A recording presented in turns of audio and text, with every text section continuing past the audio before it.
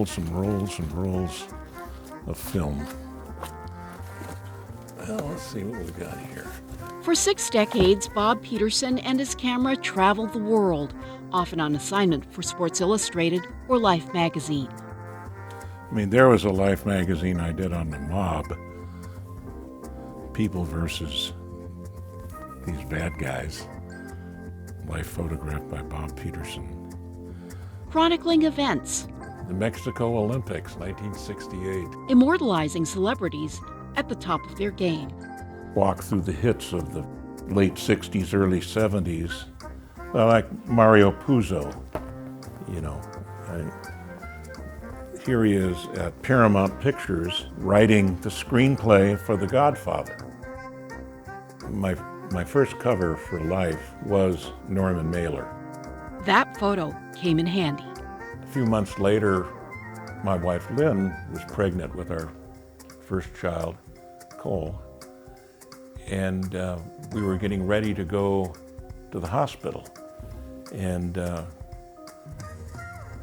she said, "Oh my goodness, I'm supposed to bring something to stare at during labor." And I said, "Wait a minute, I ran back in the house.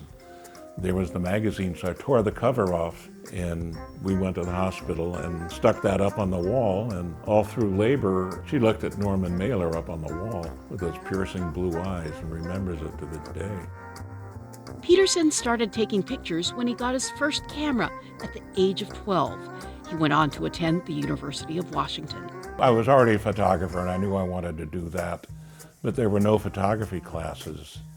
So I decided, well, the thing I like to photograph the most, people, and sociology is the study of people. So I became a sociology major. I worked on the daily, I worked on the yearbook. Shooting athletics at the University of Washington, they paid me well to give them pictures.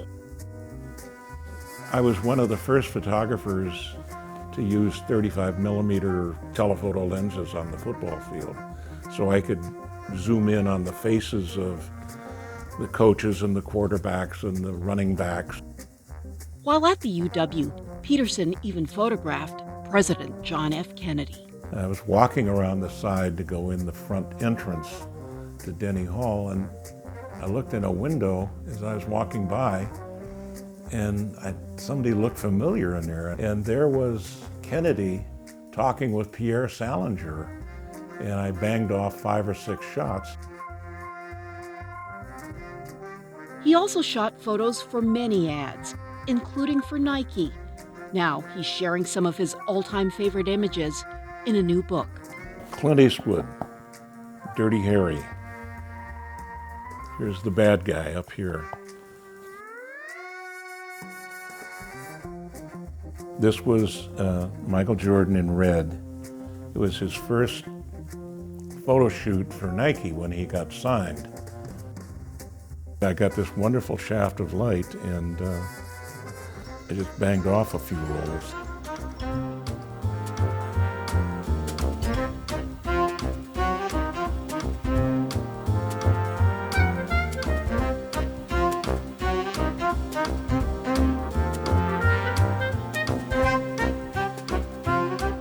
It's just a chronicle of a slightly different time, filled with wonderful people. People that made a difference, people that were important. Those important people include his family. There are photos of his wife, Lynn, their children, and grandchildren. I guess what I'd like to perhaps have people get out of looking at this book is